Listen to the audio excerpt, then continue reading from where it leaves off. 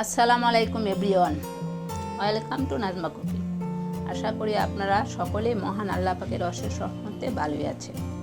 আজকে চলে আসলাম কিভাবে টাটকা গরুর মাংস দিয়ে জুরা মাংস রান্না করা যায় সেই রেসিপি নিয়ে হাজির হয়ে গেলাম। এই রেসিপিটা ভীষণ মজার হয়ে থাকে। আশা করি একটি লাইক দিয়ে পুরো ভিডিওটা দেখে নেবেন।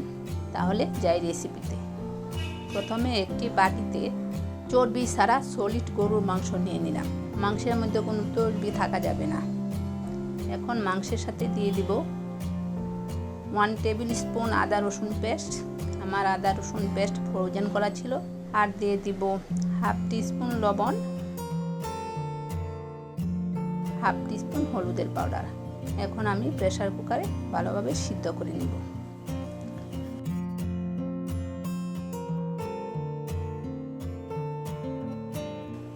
মাংসটা আমার সিদ্ধ করে নিয়ে হাম্বল দিস্তায় জুড়া করে নিব। আপনারা হাতের সাহায্যে জুড়া করে নিতে পারেন।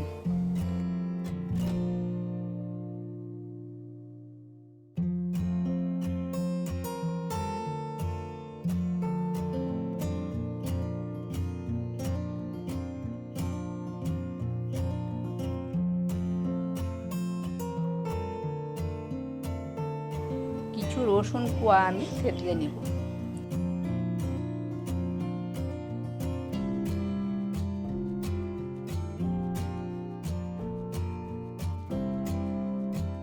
মাংসটা আমার জোড়া করে নেওয়া হয়ে গেছে।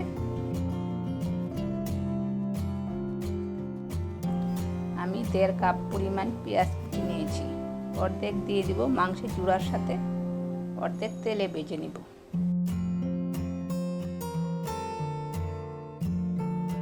এখন একটি প্যানে 1 কাপ অয়েল নিয়ে নিলাম।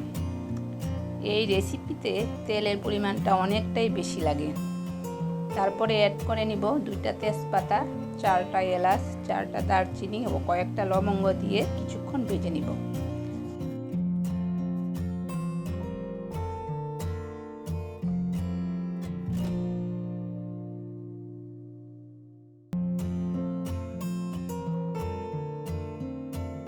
তারপর অ্যাড করে নিব বাকি পেঁয়াজ কুচি।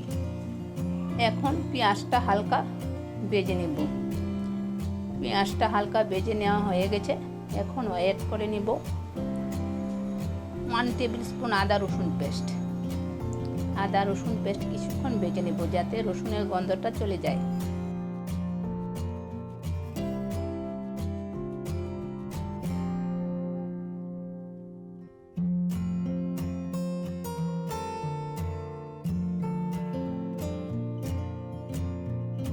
এখন অ্যাড করে নিব হাফ কাপ ওয়াটার যাতে গুঁড়ো মশলাগুলো পুড়ে না যায়।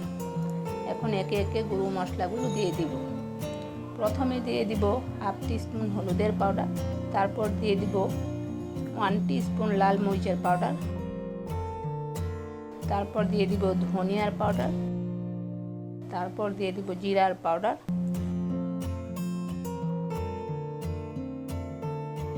স্বাদ অনুযায়ী লবণ দিয়ে দিব। লবণটা যেহেতু মাংস সিদ্ধর সময় দিয়েছি, এখন বুঝে শুনে লবণটা দিতে হবে। এখন সব কিছু একসাথে মিশিয়ে নিব। 1/3 কাপ থেতলে নেওয়া রসুন দিয়ে দিব। তারপর ভালোভাবে মিশিয়ে ঢাকনা দিয়ে ঢেকে রেখে দিব 8 থেকে 10 মিনিটের জন্য। খেয়াল রাখতে হবে যাতে মশলাগুলো পুড়ে না যায়। কিছুক্ষণ পর পর নেড়ে দিতে হবে। মশলাটা পুড়ে গেলে খেতে একেবারে ভালো লাগবে না।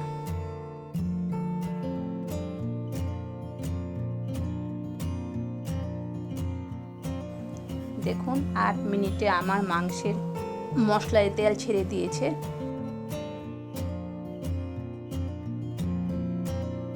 এখন অ্যাড করে নিব মাংসের জুড়া ও পেঁয়াজ কুচি। এখন মশলার সাথে মাংসের জুড়াটা ভালোভাবে মিশিয়ে নিব।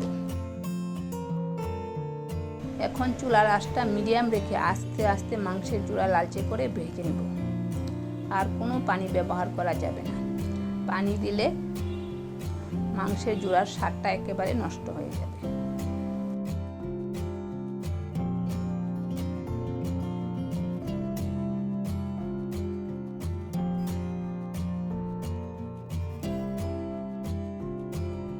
দেখুন আমার মাংসটা লালচে হয়ে গেছে। এখন হাফ টিস্পুন গরম মশলার পাউডার দিয়ে নেড়ে চেড়ে নিলেই হয়ে যাবে মাংসের জুড়া।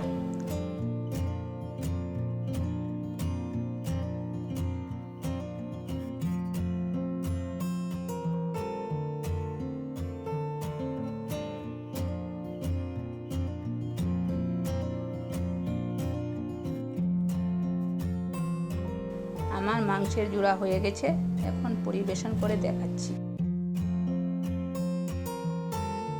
দেখুন কতটা অসাধারণ হয়েছে, খেতেও ভীষণ ভীষণ মজার হয়েছিল। আপনারা এভাবে বাসায় ট্রাই করে দেখতে পারেন। আজ এ পর্যন্তই। আপনারা সকলে মহান আল্লাহ পাকের ইচ্ছায় ভালো থাকবেন, আমার জন্য দোয়া করবেন। আল্লাহ হাফেজ।